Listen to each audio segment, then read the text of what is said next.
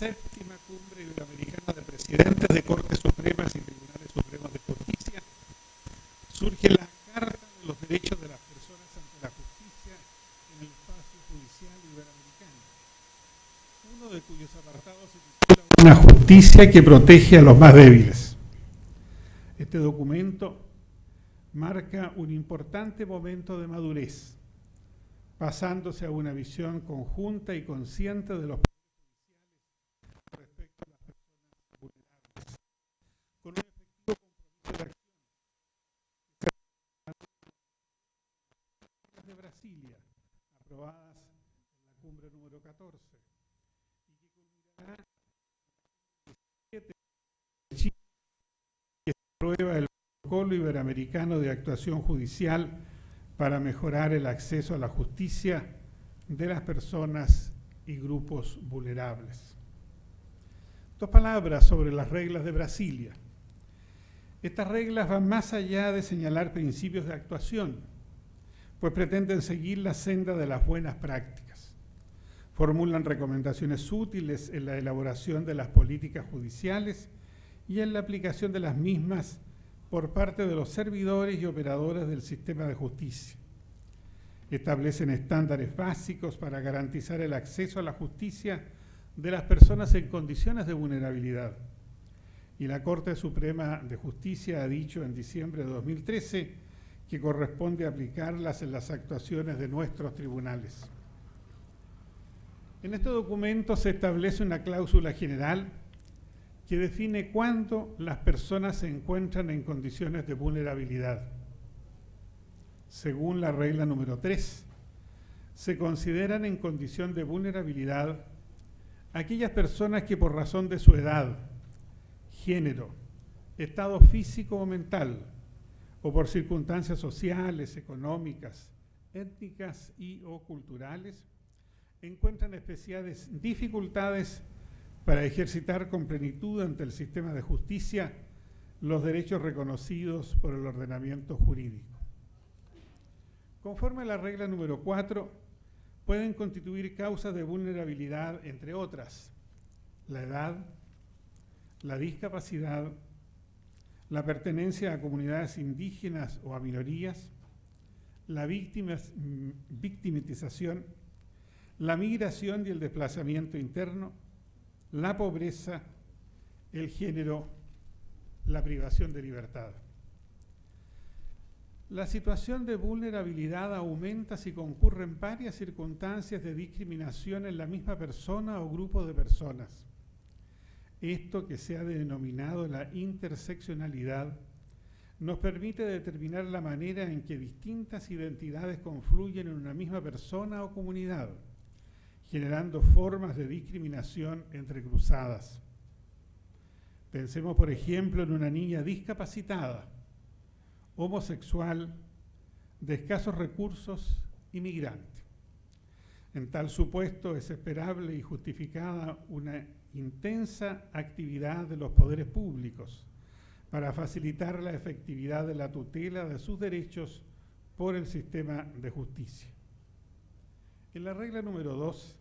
se reconoce la posibilidad de priorizar actuaciones destinadas a facilitar el acceso a la justicia de aquellas personas que se encuentren en situación de mayor vulnerabilidad, ya sea por la concurrencia de varias causas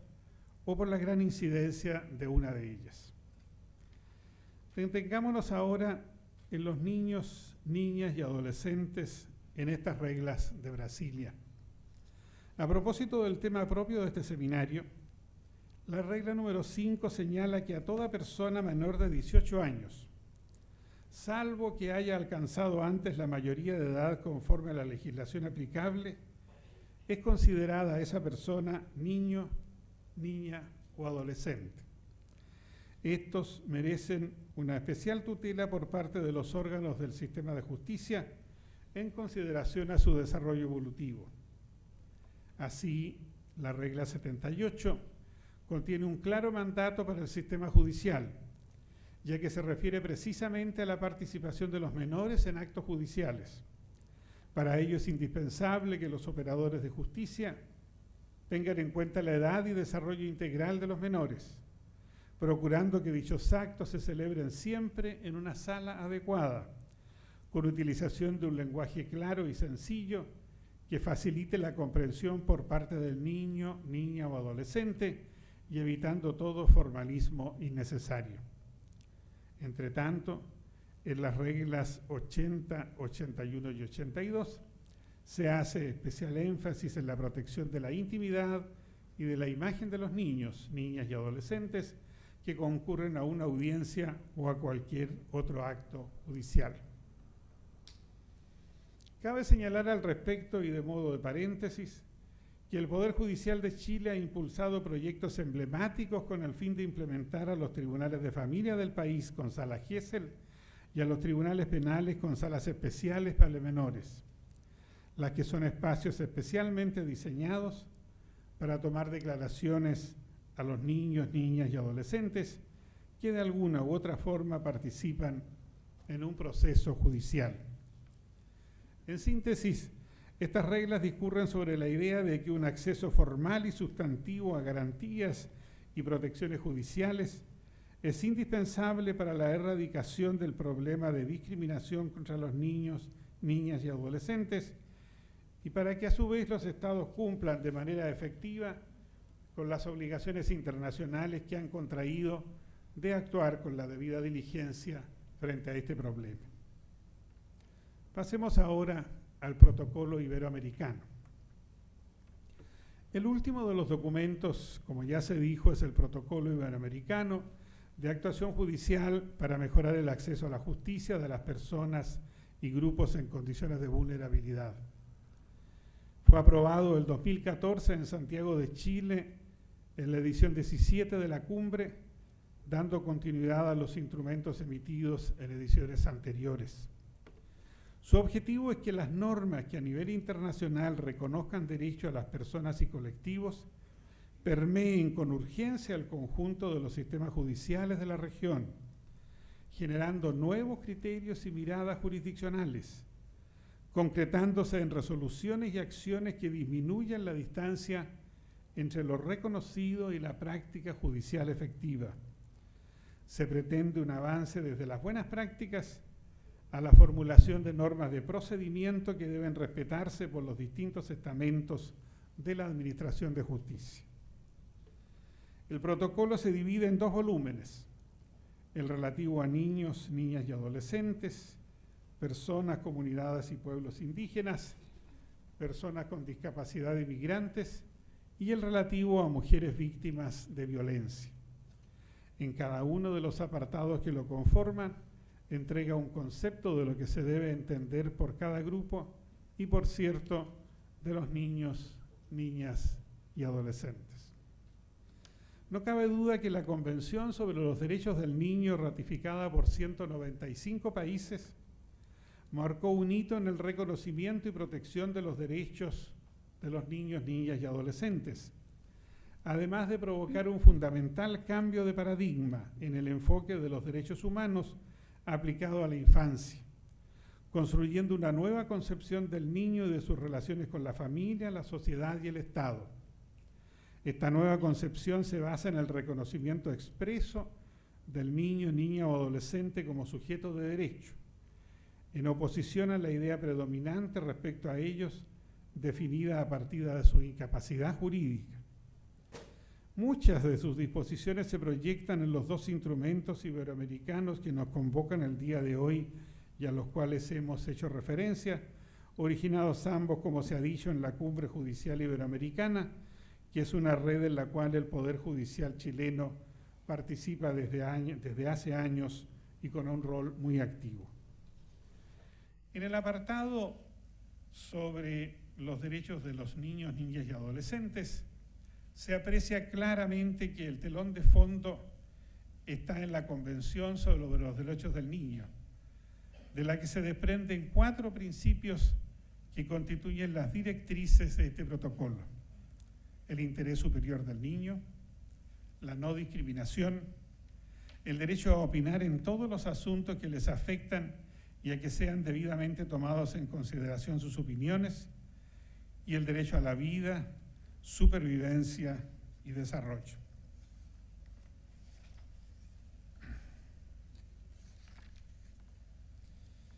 ¿Cuáles son los efectos prácticos de la aplicación de estos principios y del cumplimiento de las obligaciones derivadas? A este respecto, el protocolo recoge reglas de carácter general, que son verdaderos efectos prácticos de la aplicación de estos principios. Estas reglas no constituyen meras recomendaciones para los juzgadores, sino que son verdaderas vías de concreción de esos principios. Veamos selectivamente alguna de ellas.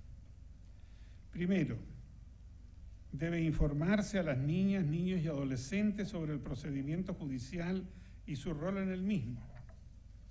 Esto es un primer requisito para la participación de estas personas vulnerables en la medida en que la anticipación de lo que ocurrirá disminuye el estrés. Segundo, asistir al menor de edad durante el proceso con el objetivo de evitar, prevenir o mitigar las consecuencias del proceso, en la medida de lo posible, favoreciendo su desarrollo. Para lograrlo, existen 3 formas de apoyo: asistencia legal, canalización con personas especializadas y medidas especiales de asistencia. Tercero, verificar que una persona de apoyo acompañe al menor de edad en el desarrollo de todas las diligencias que involucra el juicio. Esto implica que además de sus padres, tutor y abogado, el niño, niña o adolescente deberá estar acompañado por una persona designada para prestarle asistencia durante su participación en el procedimiento judicial. Cuarto, garantizar que existen todas las condiciones necesarias para tomar testimonio de la niña, niño o adolescente en los asuntos que le competan, de manera de evitar sufrimientos y revictimizaciones de ellos y a fin de que se recojan dichas declaraciones de manera óptima. Quinto, decretar medidas de protección de estimarse que la seguridad del niño, niña o adolescente está en riesgo. La o el impartidor de justicia deberá disponer lo necesario con el fin de adoptar medidas para su protección. Por ejemplo, evitar el contacto directo entre las niñas, niños y adolescentes y los acusados en todo momento del proceso de justicia. Pedir al tribunal competente que ordene la prisión preventiva del acusado e imponga otras medidas cautelares. Solicitar que se conceda a las niñas, niños y adolescentes cuya situación así lo requiera, protección policial o de otros organismos pertinentes y adoptar medidas para que no se revele su paradero. Solicitar órdenes de alejamiento del acusado al tribunal competente cuando esté presente el niño o la niña. Sexto, el juez debe en la mayor medida posible resguardar la privacidad de toda participación infantil. Esta regla tiene 2 implicancias prácticas: el resguardo de la identidad del niño y la privacidad de las diligencias en las que se encuentre presente. Séptimo, el tribunal podrá dictar medidas para proteger la intimidad y el bienestar físico y mental de niñas, niños y adolescentes a petición de estos, de sus padres o su tutor, de su abogado, de persona de apoyo o cualquier otra persona pertinente designada para prestar asistencia o de oficio teniendo en cuenta el interés superior del niño. 8. Evitar el contacto con adultos que puedan influir en el comportamiento o estabilidad emocional del niño, niña o adolescente,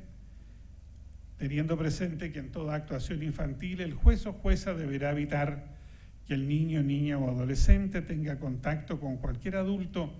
que pueda alterar su integridad emocional y afectar su actuación en el juicio. 9. Existencia de espacios de espera y juzgados idóneos. Los espacios físicos en los que se encuentra un niño, niña o adolescente son de suma importancia si se consideran las características de la infancia y cómo aquellos le afectan. 10. En toda actuación o diligencia que implique la participación de un niño, el magistrado o juez deberá tomar las medidas para que éstas duren lo menos posible. Por ello se deben impedir actuaciones ociosas en las que intervenga un niño, niña o adolescente, solicitando a las partes que justifiquen debidamente la razón de la actuación de la persona menor de edad. Y 11, Las pruebas periciales que se practiquen a niñas, niños o adolescentes deben respetar directrices relacionadas con su registro, no repetición y valoración. A esta altura, mis amigos, podemos obtener algunas conclusiones del estudio comparativo de esta somera síntesis de ambos documentos. Desde luego, debemos decir que existe compatibilidad entre las reglas de Brasilia y el Protocolo Iberoamericano, y entre ellos y el Sistema Interamericano y Universal de Derechos Humanos en materia de acceso a la justicia y a recursos judiciales efectivos. Tanto las reglas como el protocolo reconocen que también al Poder Judicial, y no solo al Ejecutivo, le cabe responsabilidad en materia de acceso a la justicia de las personas y grupos en condiciones de vulnerabilidad. Lo anterior se traduce en establecer líneas de base para las actuaciones de funcionarios del sistema de justicia que den cuenta de la toma de conciencia de dicha responsabilidad. Ambos instrumentos pueden entenderse en el contexto de tres elementos: reconocer que el derecho al respeto de las garantías del debido proceso y el derecho a la tutela judicial efectiva implican el derecho de acceso a la justicia. Aplicación concreta al derecho de acceso a la justicia de obligaciones positivas del Estado en materia de derechos humanos, destinada a superar los obstáculos que dificultan o impiden a las personas y grupos en condiciones de vulnerabilidad el ejercicio de sus derechos. Creciente percepción y constatación de que las dificultades experimentadas por las personas para acceder a la justicia y para ejercer sus derechos se deben en parte a su pertenencia a grupos sociales en situación de vulnerabilidad. En lo concerniente a los niños, niñas y adolescentes, reglas y protocolo presentan ciertas diferencias. En efecto, las primeras, pese a su declarada intención de constituir algo más que reflexiones sobre los problemas de acceso a la justicia de los niños, niñas y adolescentes, se limitan a enunciar ciertas ideas matrices o, en otras palabras, a determinar los mínimos aceptables en un proceso judicial en que se vea involucrado un menor. El protocolo, en cambio, enuncia los instrumentos normativos relativos a la materia y entrega algunos conceptos sobre la misma, presentando recomendaciones de actuación precisa para las y los juzgadores con el objeto de constituirse en una guía para ellos en la administración de justicia. Resulta claro entonces que el potencial público al cual se dirige uno y otro instrumento es diferente. Las reglas de Brasilia pueden ser consideradas por juzgadores, persecutores públicos, defensores, legisladores, etc. El protocolo, en cambio, es más focalizado por cuanto se dirige a juezas y jueces. Finalmente, y en lo que respecta a su aplicación en nuestro país, las reglas de Brasilia, por resolución de la Corte Suprema de 16 de diciembre de 2013, se acordó instruir a los tribunales nacionales que dichas reglas sean consideradas en situaciones de personas que se encuentren en condiciones de vulnerabilidad en los casos previstos en ellas, como un cuerpo normativo que constituye un referente desde el punto de vista interpretativo pro persona. El protocolo, en cambio, se encuentra en una segunda fase de difusión. Finalizo aquí mi exposición. De nuevo, muchas gracias a todas y todos por su asistencia y amable atención.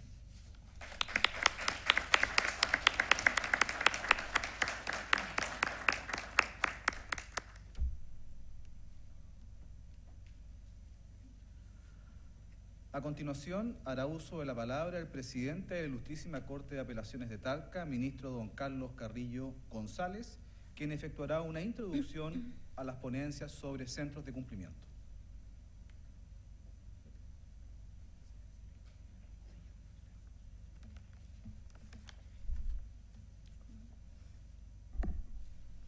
Señor ministro de la excelentísima Corte Suprema, autoridades presentes,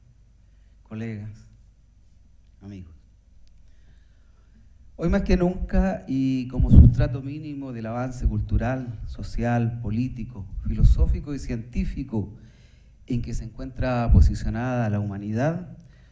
producto de largas y dolorosas experiencias que la historia se encarga de recordarnos para no olvidarnos de ella, se ha permitido elevar a un rango superior la dignidad y respeto de cada uno de los integrantes de la raza humana, en todos los aspectos de la vida en sociedad. Uno de ellos, indudablemente, es la posibilidad de recurrir a un órgano jurisdiccional en defensa de los derechos consubstanciales que hemos sido capaces de construir en búsqueda de la felicidad humana. Frente a ello, el derecho, como garante de aquellas garantías esenciales, requiere de la necesaria recepción y tratamiento de aquellos grupos que por su especial estado en la sociedad, sea por edad, grupo étnico, orientación sexual, política, religiosa, económica o de cualquier otro índole, se encuentran en situación de no defender y exigir el respeto de sus derechos, sea en los ámbitos de la prevención, la reparación, el resguardo o la titularidad de los mismos. Son los llamados grupos o personas vulnerables. Tal situación ya no solo es preocupación de los ordenamientos jurídicos internos, sino del derecho internacional que en forma especial recoge en esta materia, las hace suya y fija marcos normativos que obligan a los estados a su consagración y cumplimiento frente a sus propios ciudadanos y demás estados. Dentro de esos grupos vulnerables y que requieren una especial protección de sus derechos se encuentran los menores de edad, concepto que generalmente se otorga a las personas menores de 18 años. Precisamente su naturaleza de persona en plena etapa de consolidación y proyección de las estructuras de su personalidad hacen necesaria la calificación como grupo vulnerable a ese grupo etario que debe recibir la asistencia, reconocimiento y trato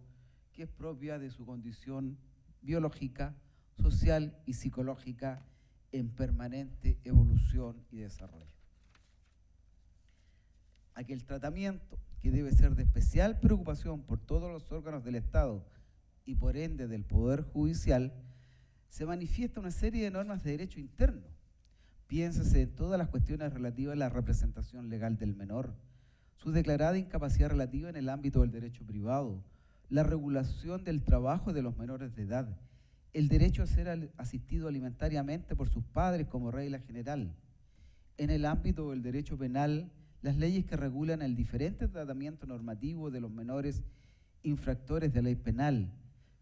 sus sanciones rebajadas y las medidas que tienen por objetivo la inserción y la educación en el respeto de los derechos ajenos. La amplitud de esa obligación del Estado alcanza incluso a otras instituciones jurídicas, tales como la familia, que recibe como una de sus obligaciones principales la custodia y ejercicio de los derechos de que son titulares las niñas, los niños y los adolescentes que la integran y que deben ser atendidos en sus especiales necesidades. Pero hoy el derecho internacional también ha dado vida a un conjunto de normas jurídicas que integran el estatuto legal del Estado en la materia,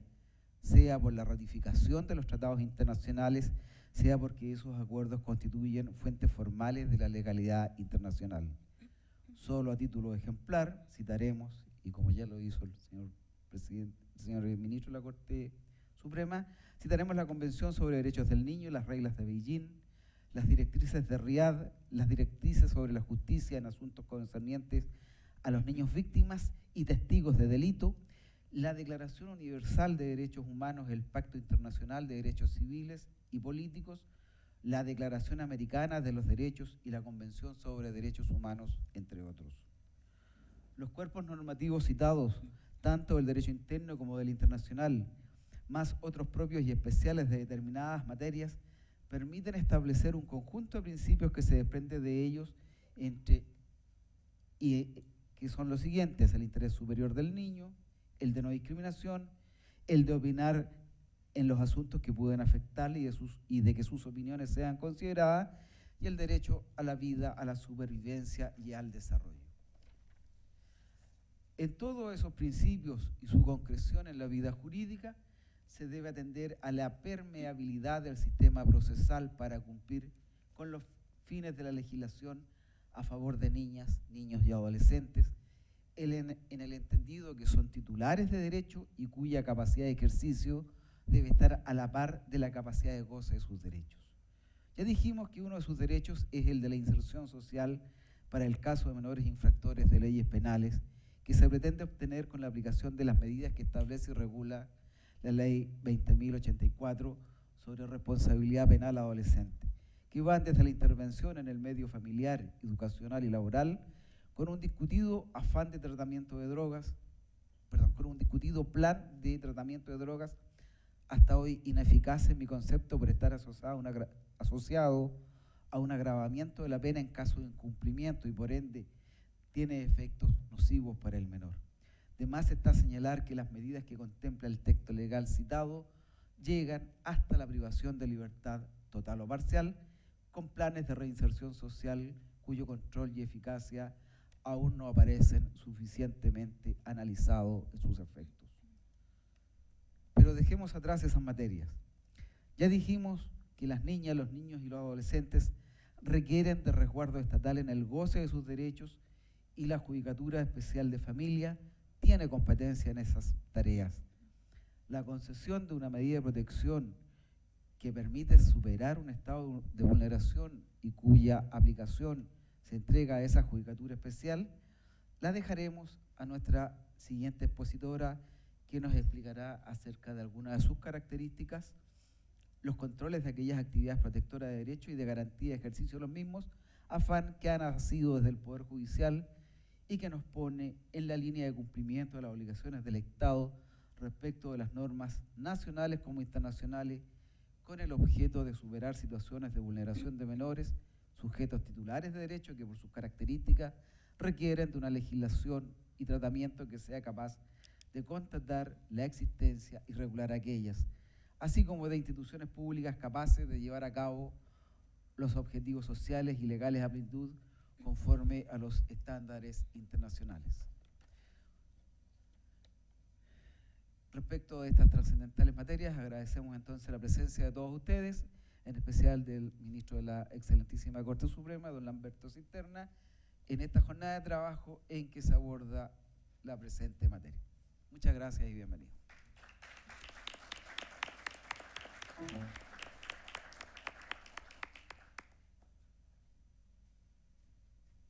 A continuación expondrán sobre los centros de cumplimiento los profesionales del Departamento de Desarrollo Institucional de la Corporación Administrativa del Poder Judicial, doña Fabiola González Corominas, jefa de Proyectos de Familia, y don Pablo Cabezas Fernández, ingeniero de proyectos. Muchas gracias, muy buenas tardes a todas y a todos. Hago uso, por cierto, de los vocativos y en primer lugar agradezco cordialmente la invitación de esta Corte de Apelaciones por la responsabilidad que inviste para nosotros como profesionales de la Corporación Administrativa del Poder Judicial, el poder acompañar al ministro Cisterna en términos de lo que significa el poder transar en una materia tan sensible como es el acceso a los grupos vulnerables. En este sentido, solo complementando, nuestra presentación es más bien práctica en términos de poder esbozar a ustedes un proyecto básicamente que ya llevamos un año de cumplimiento con mucha gracia. Ambos somos profesionales en comisión de servicio en la Corporación Administrativa, pero somos profesionales de planta del Poder Judicial. En mi caso, soy abogada, jefa del área de sala cumplimiento de un juzgado de familia, desde, digamos, la creación del puesto, y Pablo Cabeza, que es el ingeniero que me acompaña, es ingeniero y es informático titular del juzgado de familia de Los Ángeles. Y en ese contexto, obviamente, dichosos nosotros que podemos ayudar a la corporación en términos de poder materializar proyectos que efectivamente causen en la práctica un impacto y un impacto para mejorar las condiciones de tramitación de causa. En este contexto y como en la invitación nos convoca al proyecto que nosotros ya materialmente llevamos desde hace más de un año, como bien decía, los Centros de Observación y Control de Cumplimiento de Medidas de Protección, cuyo nombre efectivamente fue rebautizado por el Pleno de la Corte Suprema hace 2 meses atrás, toda vez que este proyecto en su fase piloto, hace más de un año, comenzó como centro de medidas de cumplimiento en materias de familia, que tuvo en su génesis, digamos, la misión de venir a corroborar y apoyar la gestión de la tramitación de causas de protección. En ese contexto, y haciendo uso también de la tremenda presentación que hizo el ministro Cisterna en términos de traernos y obviamente hacernos una clase magistral en términos del comportamiento de los instrumentos que en materia internacional a nosotros como Estado nos convoca, yo me tomé la libertad de mencionar ciertamente y abocar mi presentación como primera lámina en términos de la Convención de Derechos del Niño como ciertamente primer instrumento que a nosotros como Estado y desde el año 1990 como Estado de Chile en el fondo, nos viene a normar las relaciones que deben existir entre niños, niñas y adolescentes, el Estado y la familia. Por cierto, la familia como principal vínculo y obviamente de nuestra sociedad de Estado chileno. En ese contexto también, y haciendo parte del instrumento que son las recomendaciones del Comité de los Derechos del Niño, pensando que justamente a través de dichas recomendaciones, el órgano, digamos, de Naciones Unidas, se nos permita al Estado chileno hacer una serie de recomendaciones en los últimos años, que básicamente, y a lo que a nosotros nos empete específicamente en esta jornada, dice relación con la necesidad de que los procedimientos en los cuales se van a establecer medidas de protección tienen que ser procedimientos eficientes y eficaces. Y en dicho contexto, obviamente, estamos, quizás al debe todavía, en perfeccionar más allá de la implementación de los juzgados de familia en su fase y a través de, obviamente, nuestra ley matriz 19.968, que viene a establecer, si bien es cierto, procedimientos especiales, creemos todavía que existe una correlación de nosotros como institución en términos de lograr matizar lo que la red institucional hace como prestación de servicio, toda vez que a diferencia también de lo que ocurre en el resto de las materias procesalmente hablando, en materias de protección las causas y lo que tiene que ver con acceso a la justicia nace a partir de una sentencia prácticamente, porque es a raíz de la implantación de un ordenamiento jurídico en una sentencia de protección es que justamente nace a la vida jurídica todo el trabajo que el Estado tiene que poner de manifiesto para poder trabajar en torno a la vulneración de los derechos de estos niños, niñas y adolescentes que ciertamente necesitan de nuestro apoyo y que ciertamente sin la ayuda y sin la colaboración de todos los agentes externos de la red institucional, obviamente difícilmente podríamos llegar a dicho cometido. En dicho contexto, obviamente, y circunscribiendo este tratamiento internacional y en las recomendaciones, todos estos instrumentos hablan de la necesidad de todos los Estados partes, y en este caso el Estado chileno, de tener registros que nos permitan, obviamente, la identificación de estos niños que son vulnerados y que nos permitan hacer una observación ulterior de todo lo que significa esta medida de protección, lo que nos lleva a la obligatoriedad de estar en el fondo haciendo procesos de seguimiento, en lo que implica obviamente poner de manifiesto a la autoridad, en este caso juezas y juezas que tienen competencia en familia, de poder dar alarmas de tiempo, de poder visualizar la necesidad de estar revisando estas medidas para que, cumpliendo, dicho sea de paso, con la normativa internacional, estas medidas puedan ser desarrolladas en el menor tiempo posible. En dicho contexto, y ya sacado, digamos, el fenómeno internacional que obviamente nos habla de la necesidad de tener estos registros, es que ya desde hace más de un año la ministra Rosa María Maggi, encargada de los asuntos de familia de la Corte Suprema, establece una serie de mociones dentro de las cuales crea en primera orden la unidad de seguimiento Acta 37, que con mucha responsabilidad coordino un equipo de profesionales que a nivel del territorio nacional estamos tratando de procurar mejoras y lograr en la implementación del Acta 37, que es un acta que viene a regularizar una serie de registros y fichas que se tienen que llenar por parte de los administradores de justicia de familia para poder en el fondo evidenciar quién es el sujeto activo de la medida de protección, entendiendo por cierto que norma básica de la Convención Internacional supone al niño como un agente activo dentro de esta situación de derechos y no solamente como un objeto del cual obviamente hay que disponer. Y en ese contexto, por moción de su señoría Rosa María Maggi, se crea el proyecto piloto de centros de cumplimiento de medidas de protección, que en su etapa inicial el año pasado contempló 3 grandes jurisdicciones, las 3 más grandes en términos de lo que significa medidas de protección. La jurisdicción de Antofagasta, de Valparaíso y de Concepción fueron las principales, las elegidas en este contexto. 37 juzgados con competencia en familia son los que estamos trabajando desde hace más de un año, y en dicho contexto obviamente hemos podido evidenciar las principales problemáticas que como país teníamos en términos de lo que significaba hacer seguimiento de estas causas. En dicho contexto, la gráfica ustedes la pueden ver en términos de que la jurisdicción de Concepción empezó el día 26 de julio del 2015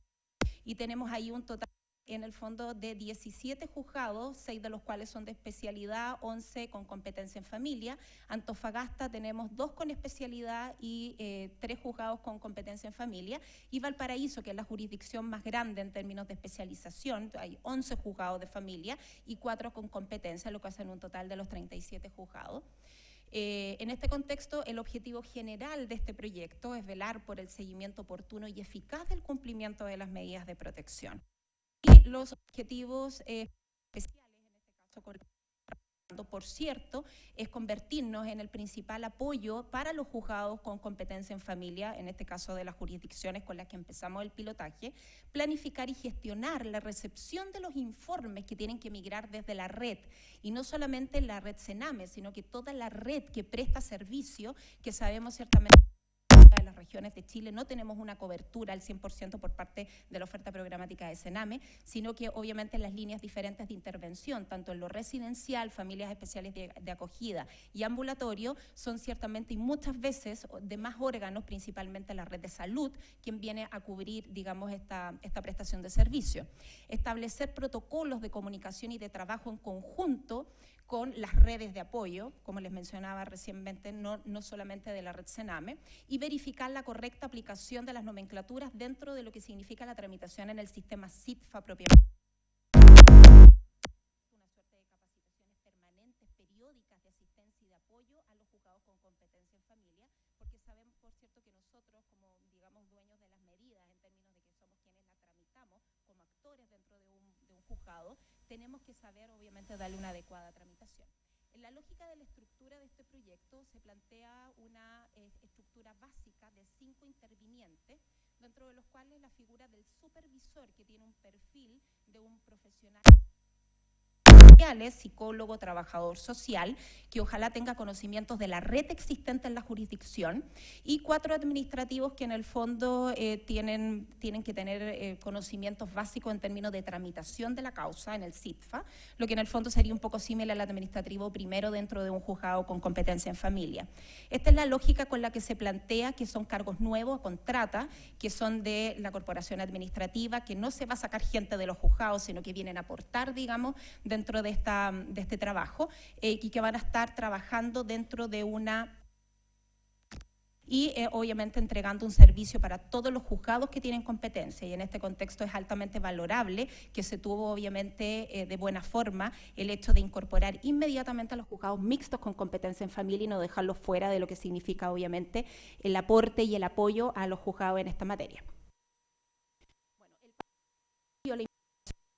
desgraciadamente es el panorama de lo cual nos tuvimos que hacer cargo en términos de que pese obviamente a todo lo que significaba la implementación de los juzgados con toda la ley reformada, nos dimos cuenta de que ciertamente todas las medidas de protección adoptadas carecían de ciertas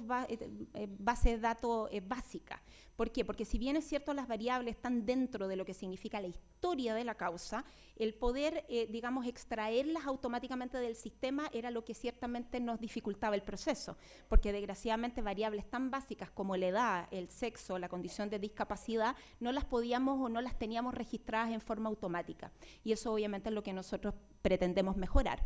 Obviamente los problemas en la tramitación, por efecto de que no se aplicaban internamente las nomenclaturas, que son las que justamente permiten absorber y extraer el dato con la automatización que requiere, en el fondo, hacernos cargo de estas causas. La baja actualización de antecedentes de los litigantes y de la revisión de las medidas, porque sabemos todos los que tramitamos en familia de que estas causas de protección tienen muchísimos litigantes, toda vez de que en una misma causa se conoce de todos los niños que son intervinientes, que no necesariamente tienen progenitores que son en la línea común. Puede tener una madre común y varios padres, lo que significa que pudiera tener varios cuidadores, y eso va significando también que cada vez que a un niño se le deriva dentro de este procedimiento a un programa, los profesionales de dichos programas son ingresados como litigantes en esta causa, lo que significa que al momento de llegar a la sentencia tenemos una tremenda caja de litigantes que muchas veces nos dificulta poder tomar acciones inmediatas, y que básicamente al juez, que la inmediatez de la labor de tener que disponer, se le hace un poco también engorroso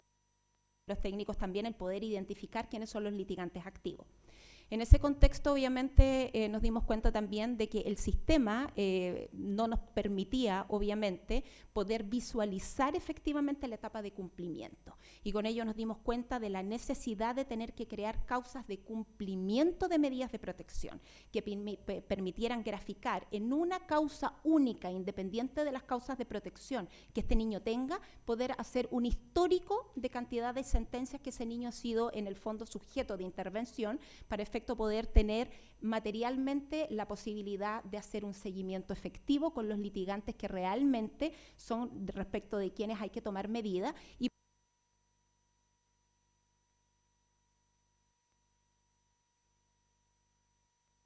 igualmente da la posibilidad de tener como núcleo familiar proseguir la causa en solamente una causa X.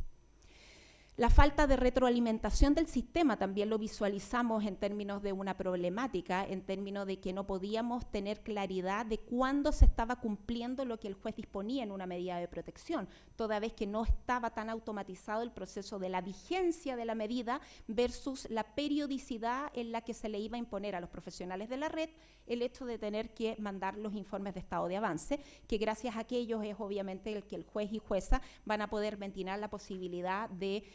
tomar medidas en términos de cambiar la medida o en el mejor o peor de los casos tener que reanudarla en el tiempo para efecto de lograr cumplir con el cometido que obviamente es trabajar bajo la vulneración cometida. En este contexto también no existía un control de la medida de protección en términos del catastro de los niños sujetos a medidas de protección en los 3 ámbitos de aplicación. No podíamos identificar con precisión qué niños estaban migrados, obviamente, a la parte residencial, qué niños estaban con medidas en el proceso ambulatorio y qué niños efectivamente estaban en familias especiales de acogida. Hoy, obviamente, esa parte ya la tenemos absolutamente trabajada. La pérdida de bloques asignados a las audiencias especiales de revisión también era una problemática, digamos, de este escenario, que obviamente toda vez que los informes de estado de avance no llegaban en la fecha en que tenían que llegar, muchas veces hacía necesaria la suspensión de estas audiencias que estaban contempladas para el sistema, lo que obviamente también fue un escenario que tuvimos que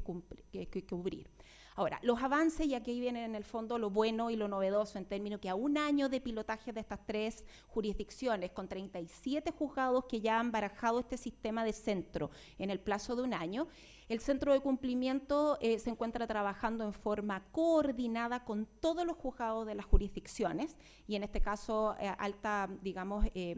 prestancia y obviamente importancia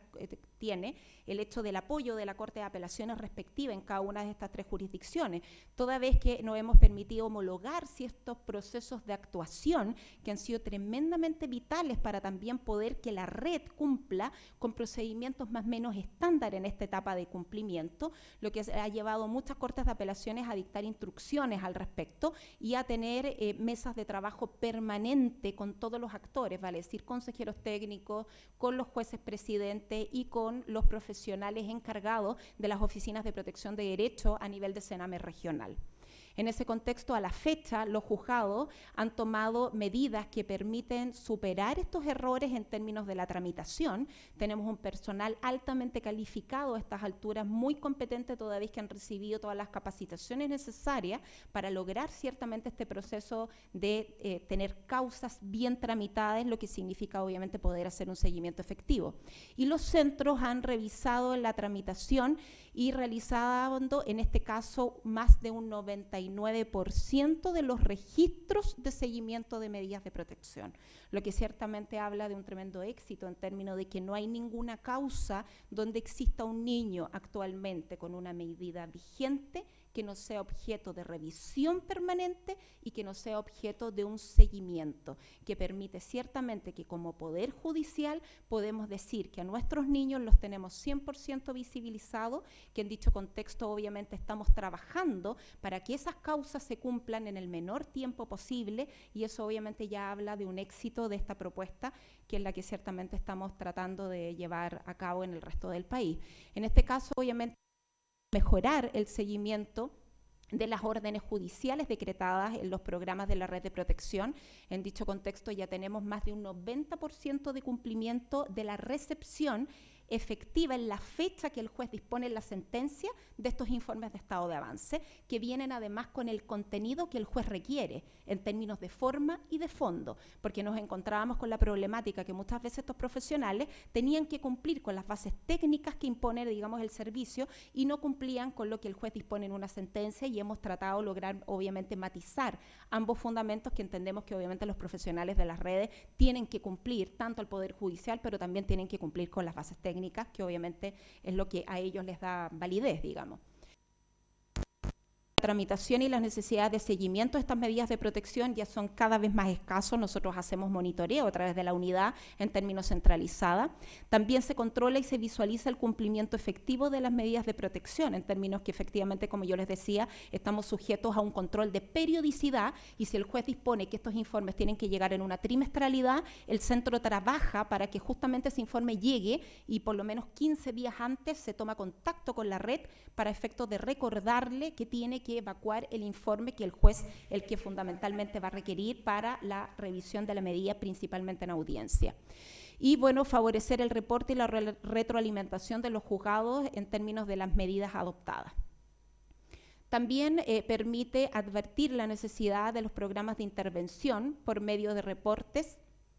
en términos de las listas de espera, que es una información que nosotros hasta hace un año no teníamos, y que de hecho específicamente para esta jurisdicción lamentablemente no la tenemos todavía. ¿Por qué? Porque las listas de espera en el fondo se transforman en el caballo de batalla que nosotros como Poder Judicial nos vemos día a día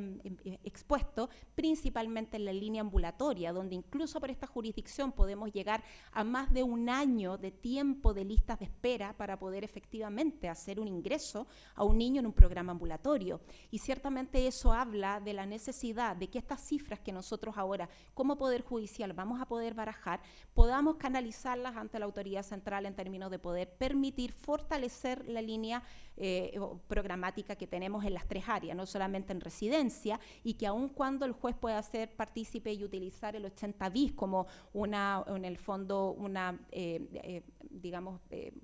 reseña o en el fondo facultad que la ley da para poder exigir el recibir a un niño en residencia, también se torna un poco siniestra si lo miramos desde la perspectiva de que el centro tiene ciertas plazas, ciertos cupos por los cuales tiene que trabajar, y que ciertamente también tenemos una dinámica para pensar en que tenemos que fortalecer esa área, que el 80 bis efectivamente en la práctica o en nuestra ambición no exista, sino que dé referencia, que efectivamente sí para la jurisdicción de Talca necesitamos activamente 100 cupos, efectivamente siempre tengamos esos 100 cupos. Y en el fondo esa es la línea de acción para la que estamos trabajando. El equipo técnico de apoyo permanente en la gestión de los juzgados, obviamente hemos permitido crear ciertos modelos como buenas prácticas, que algo de los tratados internacionales habla de aquello, en términos de que efectivamente las buenas prácticas tenemos que levantarlas en este contexto, y dicho sea de paso, esto que nosotros estamos haciendo lo sacamos desde juzgados de familia, o sea, en el fondo nosotros no lo inventamos, sino que lo rediseñamos a partir de lo que ya existían en algunos juzgados de familia. Bueno, las estas estadísticas son bastante auspiciosas, la verdad las sacamos al día de hoy, efectivamente, y les podríamos decir que en las tres jurisdicciones con las que estamos trabajando,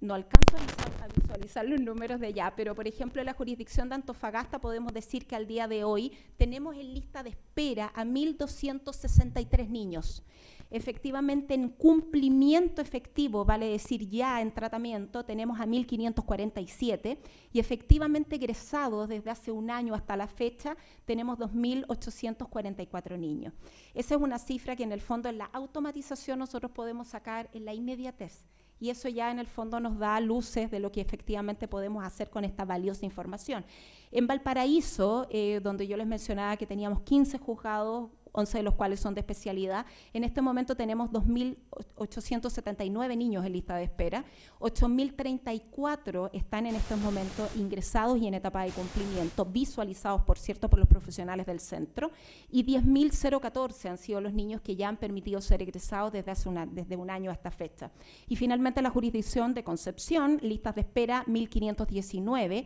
de un universo que ustedes, como pueden ver, tenemos en cumplimiento 4.556, de los cuales a un año han egresado ya 6.127. Si ustedes se pueden dar cuenta, los números son abismantes en términos de que efectivamente evidencian la cantidad de niños que han sido vulnerados, respecto de los cuales hay una sentencia que involucra que nosotros como Poder Judicial tenemos que hacer algo, y ciertamente en esa tarea es donde estamos mancomunadamente trabajando con las autoridades, con las Cortes de Apelaciones, y obviamente nuestra tarea vigente obviamente es el tema de hacer partícipe a las redes, en este caso a todas las autoridades de Sename, y yo me alegro que la directora regional en este contexto esté acá, y obviamente te hago la invitación formalmente de poder trabajar para los niños de esta jurisdicción. Y en este contexto voy a dar el pase a lo que significa el sistema informático propiamente tal, que es el que nos permite llegar a toda esta cifra. Pablo Cabezas, ingeniero, como yo les dije, lo presenté, ingeniero en este caso ahora en este momento de proyectos de innovación del área, y es el inventor, el creador del sistema RUS, que es el Registro Único de Seguimiento, como que él tuvo la oportunidad de crearlo en el Juzgado de Familia de Los Ángeles, de donde es titular, y les va a hacer una breve reseña del proyecto. Bueno, buenas tardes a todos. Como les comentaba Fabiola recién, mi nombre es Pablo, soy funcionario titular del Tribunal de Familia de Los Ángeles ya alrededor de 6 años, 2 de los cuales he estado en comisión de servicio en la unidad de seguimiento e información del Acta 37. También como les comentaba, ha sido una experiencia de bastantes años, que no viene derechamente desde la creación de la unidad, sino que viene un trabajo que nace desde un tribunal, que creo que es un valor agregado bastante significativo a la hora de desarrollar proyectos. Ahora nosotros estamos en la vereda del frente, estamos en la corporación tratando de trabajar por proyectos para los tribunales. Pero les comento, tiene un valor muy grande que estos proyectos nazcan desde los tribunales, porque efectivamente es de donde mejor se conoce la realidad, es donde efectivamente los problemas se presentan día a día y donde el conocimiento está, y hay mucho conocimiento por parte de los jueces, funcionarios. Así que ha sido una gran experiencia. El desarrollo de este proyecto y de este sistema nace por necesidad. En un momento en el tribunal nos dimos cuenta que no teníamos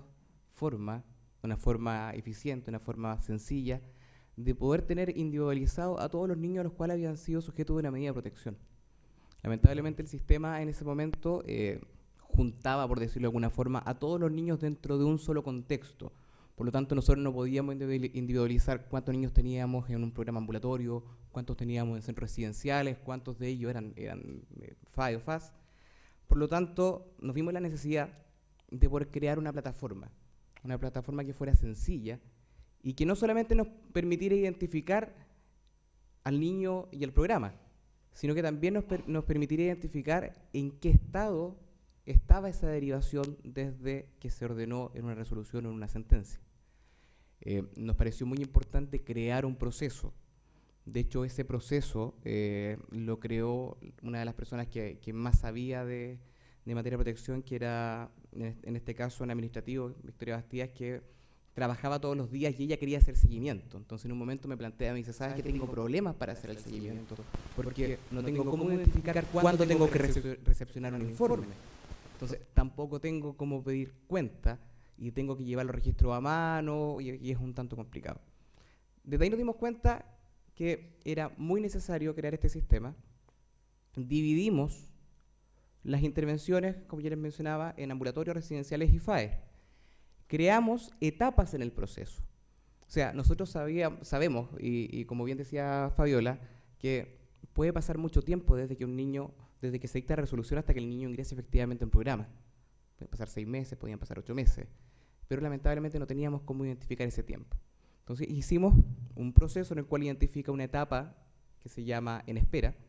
que entendemos que el niño fue derivado, pero aún no ingresa a ese programa, al ordenado en la sentencia. Tenemos una etapa que es la etapa de cumplimiento, en donde ya conocemos en qué fecha ese niño ingresó al programa efectivamente.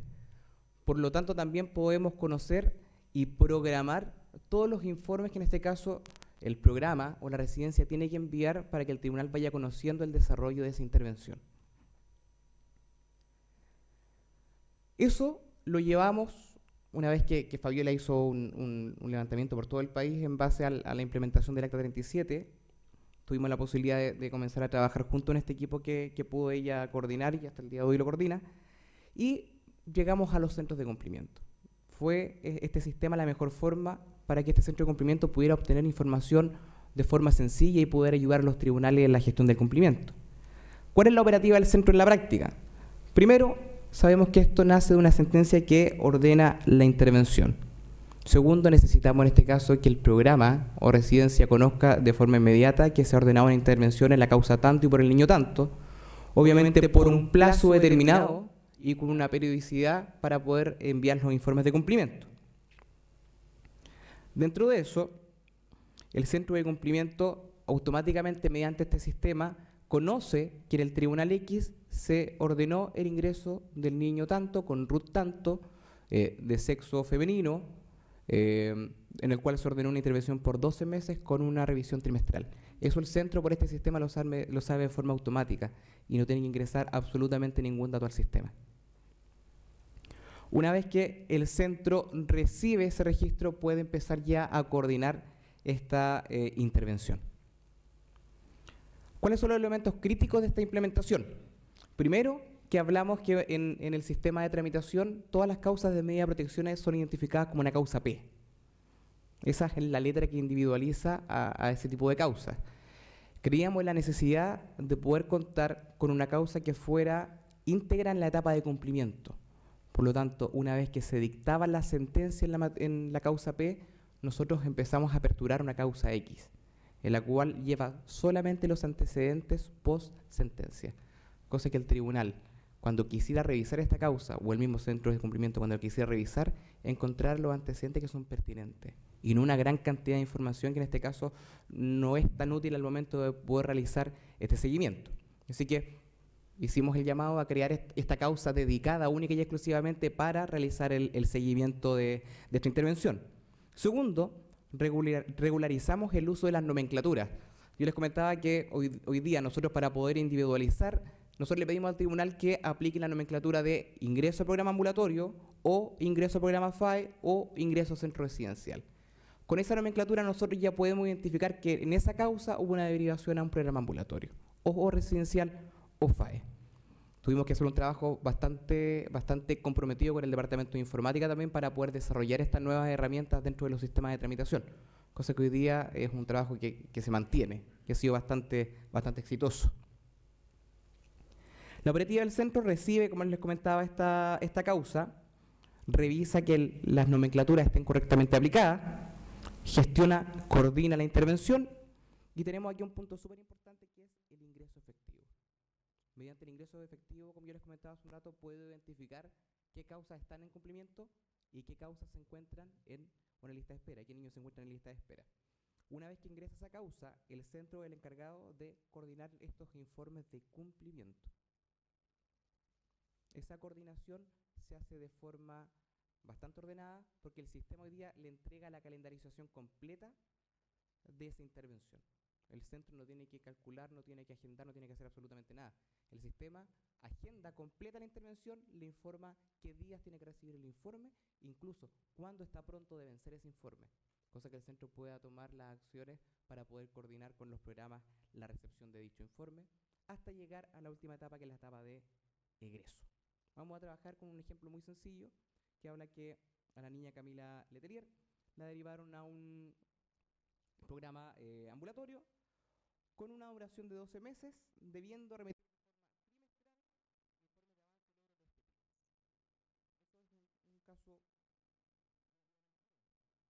Acá nosotros podemos identificar que conocemos el nombre de la niña adolescente, conocemos la institución, sabemos cuánto debiera durar esa intervención en el caso ideal, sabemos cada cuánto tenemos que recibir un informe, pero no sabemos cuándo ese niño ha ingresado efectivamente. Es aquí cuando en este trabajo de desarrollo de algunas aplicaciones dentro del sistema, creamos una nomenclatura que se llama ingreso efectivo. Una vez que el tribunal recibe la notificación del programa comunicando que el niño ingresó efectivamente, el tribunal tiene que aplicar esa nomenclatura y automáticamente ese registro nos permite calendarizar. Desde esa fecha nosotros proyectamos 12 meses y lo dividimos de forma trimestral, entregándole al centro la programación completa.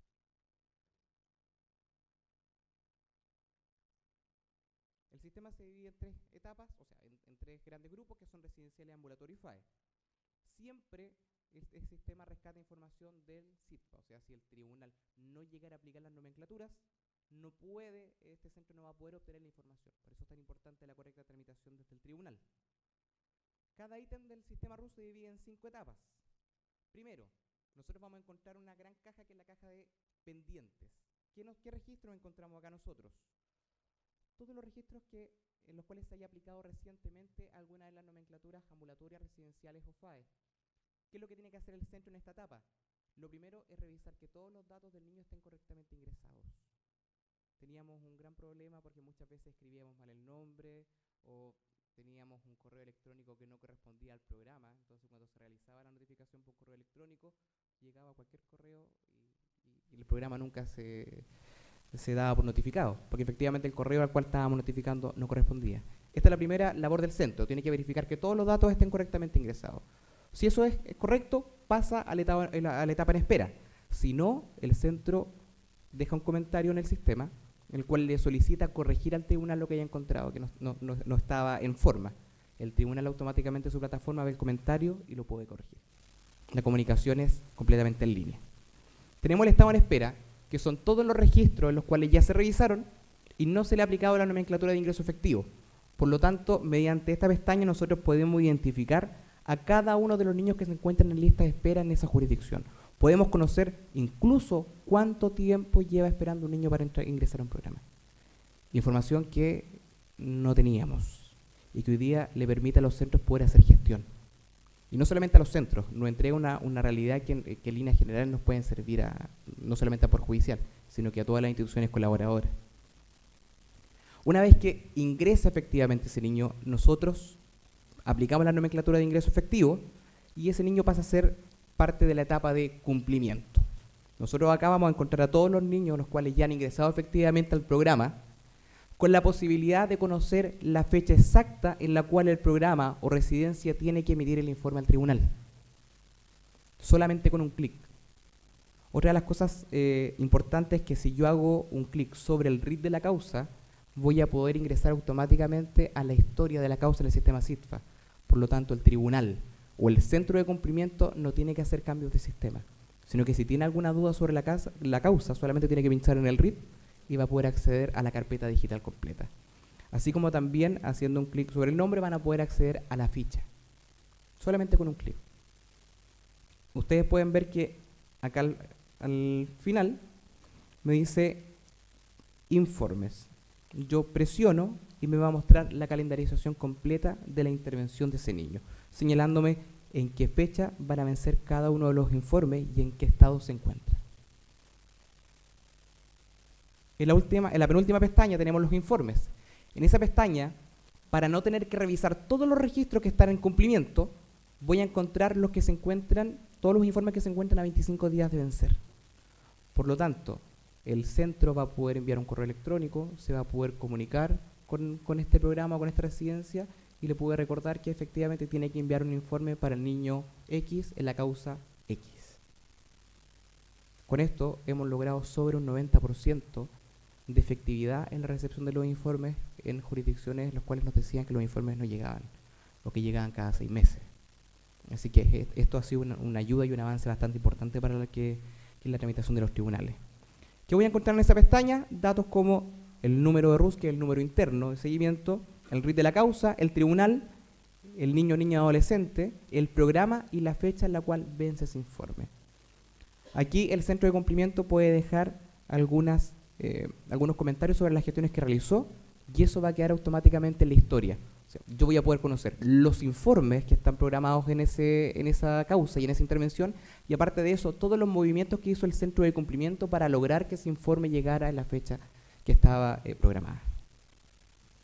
Finalmente, voy a llegar a la etapa de... Si ustedes pueden ver ahí en la pantalla, yo al momento de dar un clic en la lupa voy a poder ver si efectivamente acá el informe del 12 del 4 se recepcionó y el centro de cumplimiento dejó el comentario correspondiente a ese ingreso. Y por último, los egresados, que son todas las intervenciones que se ordenaron y que obviamente cumplieron su etapa y el tribunal aplicó la nomenclatura de egreso. Por lo tanto, nosotros podemos conocer todos los niños que tenemos en lista de espera, todos los niños que tenemos en una etapa de cumplimiento y aparte de eso, todos los niños que han llegado exitosamente al fin de un programa de intervención. Podemos conocer la fecha de ingreso efectivo y la fecha de egreso. Este sistema ha sido una experiencia muy satisfactoria para nosotros. Hemos logrado, como les comentábamos anteriormente, que los tribunales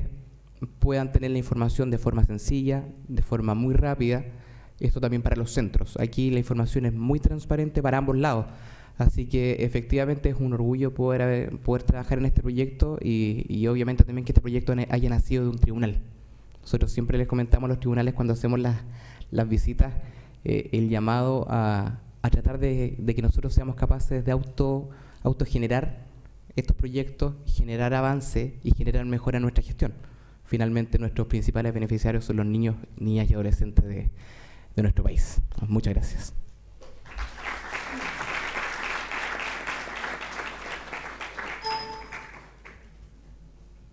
Agradecemos a los profesionales que han expuesto, doña Fabiola González y don Pablo Cáceres. Asimismo, aprovechamos esta ocasión para agradecer a quien nos está apoyando con lenguaje de señas, doña Sandy Torres. A continuación vamos a abrir un espacio de tiempo, 10 minutos, para que los asistentes puedan formular preguntas a los expositores. Para tal efecto, un funcionario de la Corte de Apelaciones, don Hernán Moraga, tiene un micrófono, por lo tanto le solicito a quien quiera hacer alguna pregunta a los expositores, levante la mano a fin de que don Hernán se acerque donde ustedes y al momento de efectuar la consulta se individualicen como asimismo señalen a quien realizan su consulta. Está ofrecida la palabra.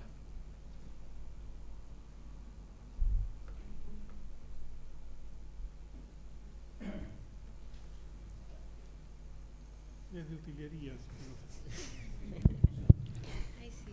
Muy buenas tardes, Magali Valdés Segura, presidenta de la Asociación de Consejeros Técnicos de la región del Maule. Mi pregunta va a don Pablo Cabeza.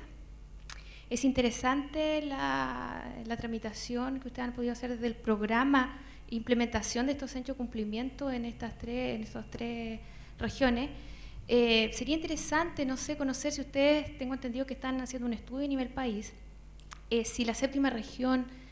¿tiene alguna posibilidad de implementación de este tipo de centro de cumplimiento y medida de protección? Bueno, uno de los principales desafíos para este próximo año es poder seguir con la implementación de estos centros a nivel país. El deseo está, las ganas están, solamente estamos esperando que nos puedan aprobar los recursos para poder llegar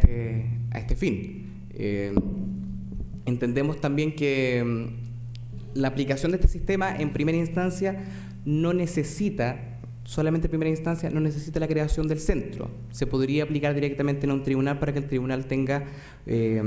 una mejora en la gestión de las causas. ¿Ya? En el caso de que no pudiéramos contar con esos recursos, obviamente también es posible generar este proyecto. Nosotros este proyecto lo generamos en Los Ángeles sin centro de cumplimiento. El centro de cumplimiento vino posteriormente. Pero, como Fabiola también comentaba, hemos estado trabajando fuertemente para que este año se pueda hacer realidad el centro, no solamente en esta jurisdicción, sino que idealmente en todas las jurisdicciones del país. Así que, si obviamente hay una aprobación de recursos, esta región contaría con el centro. Por último, en rango de prioridad esta región en tiempo, ¿se está evaluando dentro del próximo año o va a depender evidentemente de la respuesta que ustedes tengan de los recursos? En términos de propuesta, la ministra Rosa María Maggi esbozó la necesidad de la creación de estos centros para todo el resto de las jurisdicciones a nivel país, situación que fue presentada al Pleno de la Corte Suprema, tuvo el apoyo y el respaldo, el ministro me puede dar fe de aquello, en términos de que incluso en esa sesión se cambió el nombre al proyecto como Centros de Observación y Control de Medidas de Protección, y en ese contexto la presentación para Hacienda ya fue formulada. y va con la creación de 12 centros de cumplimiento, dentro de los cuales está contemplado para esta región. Sin perjuicio de lo cual ya estamos empezando a trabajar, estamos en este minuto y desde hace un mes con una calendarización de capacitaciones en la totalidad de los juzgados para esta jurisdicción, presenciales todas en coordinación y gracias al apoyo de la Corte de Apelaciones, que en este contexto el presidente obviamente, y tenemos varias reuniones pendientes incluso para realizar con los profesionales de la red, que sabemos que dentro de las próximas semanas lo más probable es que la podamos realizar. Así que la tarea en esta jurisdicción ya comenzó. Muchas gracias. El problema es que si siguen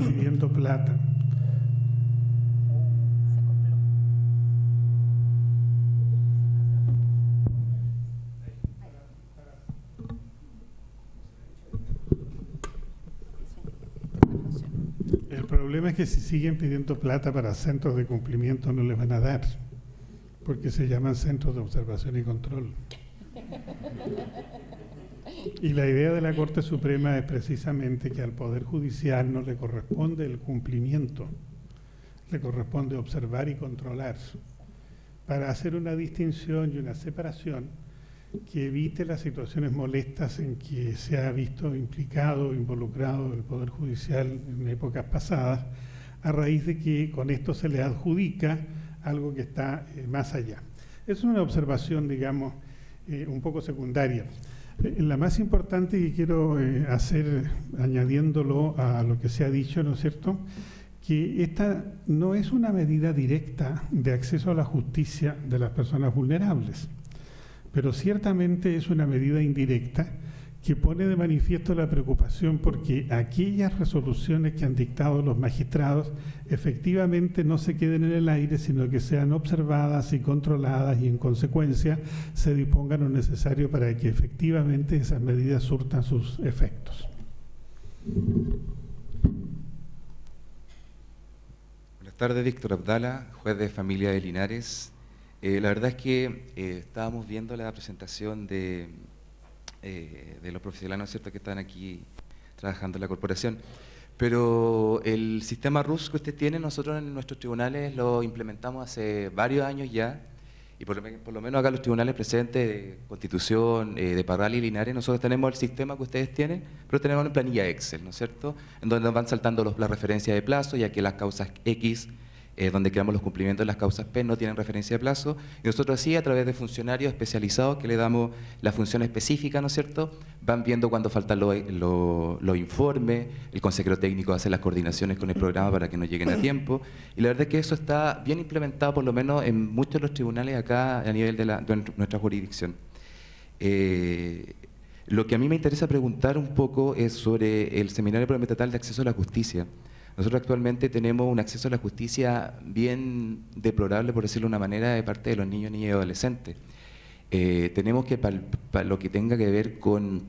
el programa de derechos vulnerados, la vulneración, ¿no es cierto?, propiamente tal, tenemos instituciones que hacen la representación, que yo creo que es uno de los temas débiles que tenemos como sistema judicial chileno, la representación de los niños, niñas y adolescentes.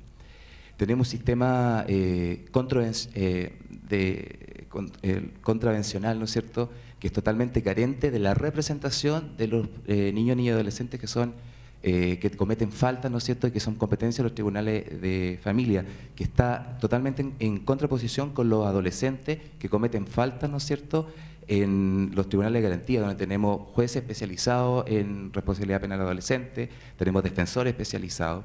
y tenemos en el caso de los tribunales de familia falta absoluta de defensa.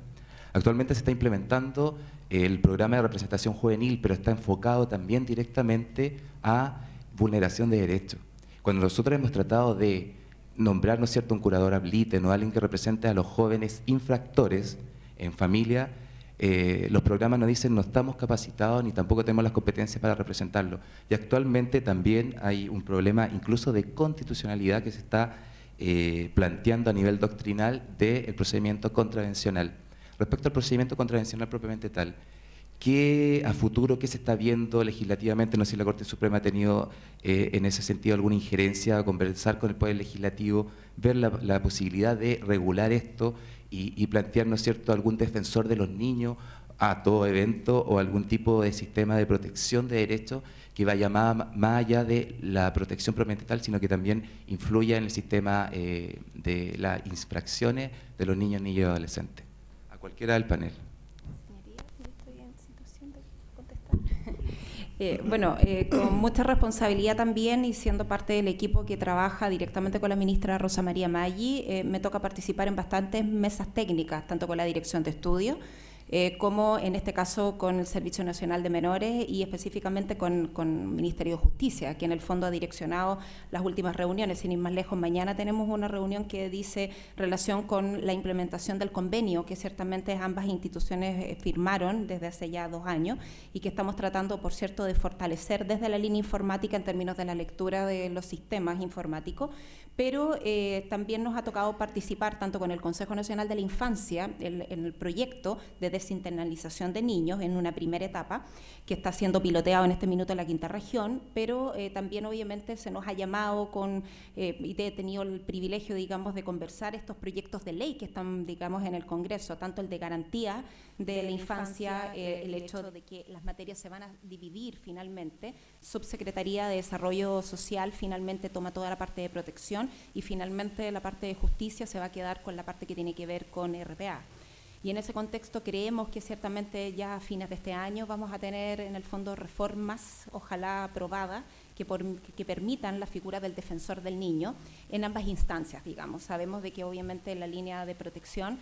va a venir más fuertemente porque se entiende que en la línea de los juzgados de garantía se ha fortalecido lo que tiene que ver con RPA propiamente tal. Sabemos que obviamente estamos al debe en lo que significa la representación de niños, por decirlo, infractores en sede de familia, porque ciertamente también no existe concordancia en la interpretación también en términos de que muchos juzgados ni siquiera aperturan causas de infracción, y usted bien lo debe saber. En ese contexto la mayoría incluso abre inmediatamente la causa por protección, porque se le vislumbra o se le entiende, o precisamente porque el sistema da más garantía frente a un niño vulnerado que frente a un niño infractor, que finalmente sabemos que si ese niño no se le hace tratamiento va a ser un futuro RPA por el cumplimiento de la edad.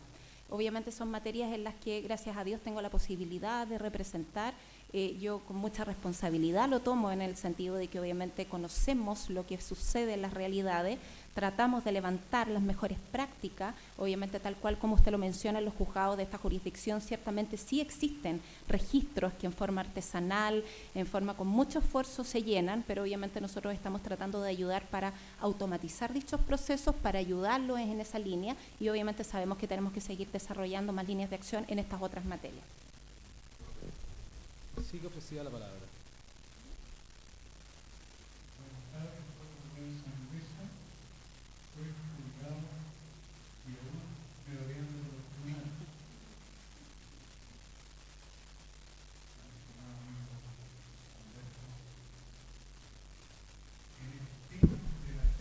Estoy atento a su exhorto. Gracias.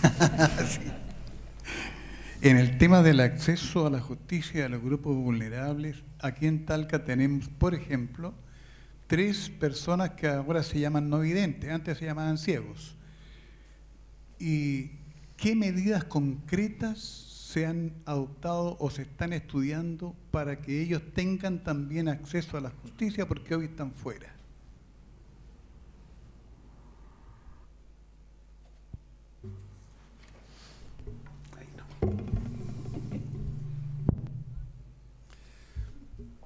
En el plan de relación de la Corporación Administrativa con el Senadis se han realizado numerosas actividades, seminarios para el personal para que quede más capacitado respecto de todas las personas que tienen algún tipo de problemas de esta naturaleza, capacidades diferentes, y también se ha elaborado algún tipo de material en el sistema de lectura propio, ¿no es cierto?, de los ciegos.